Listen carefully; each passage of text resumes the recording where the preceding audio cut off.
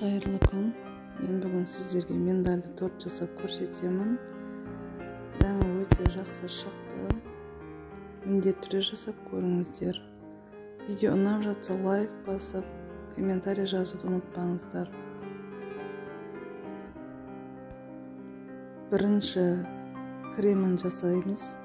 Бізге 6 жұмыртқаның сарысы, 120 грамм шекер, ванилин, 180 грамм сүт, 120 грамм сары май қажет болады. Бірінші сүтті ыдысқа құйып, шекерді салып, ванилинді саламыз. 6 жұмыртқаның сарысын салып, жақсылап араластырып, жай отқа қойып, қою болғанша қайнатамыз.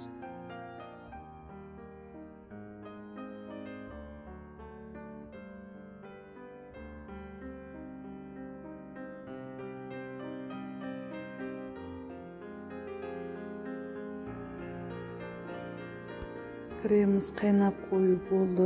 Осындай қою болу керек. Енді бұны суытамыз. Суығаннан кейін бөлме температурасындағы сары майды салып, жақсылап араластырып қоямыз.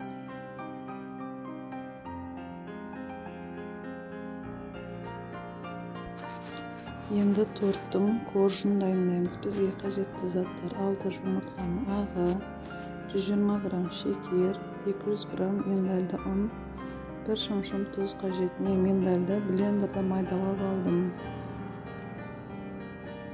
Енді ыдысқа жұмыртқаның ағын салып, бір келкі қою болғанша бақылып көпіртіп аламыз. Шекерді аз-аздан саламыз.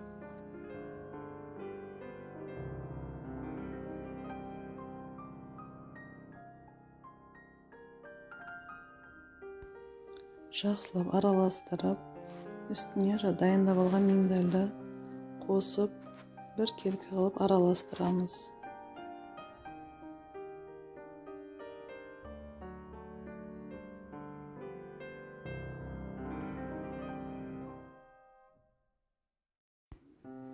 Дайын болған коржды 3 бөлікке бірдей қылып бөліп, 180 градуста 10-15 минут пісіріп аламыз. Күйіп кетпеу керек. Корждарымыз осындай болып шығу қажет.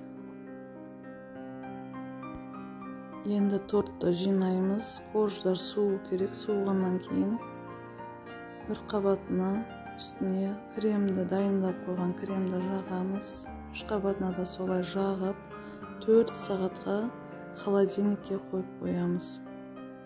Дайын тортқа миндальдің жапырақшаларын сковородкада сарғайтып қуырып, үстіне бір келкі сеуіп шығамыз. Тортымыз дайын. Ас болсын.